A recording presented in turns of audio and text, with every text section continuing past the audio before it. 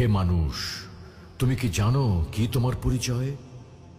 প্রিয় ভাই ও বোনেরা, বিখ্যাত একটি উক্তি প্রচলিত আছে, যে ব্যক্তি নিজেকে চিনতে পারে সে তার রবকেও চিনতে পারে।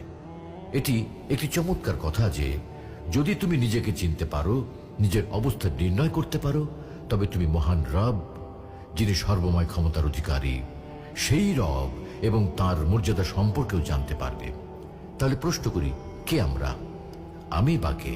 আমরা তো প্রকৃতপক্ষে সৃষ্টি, এক সমবেত সৃষ্টির অংশ মাত্র।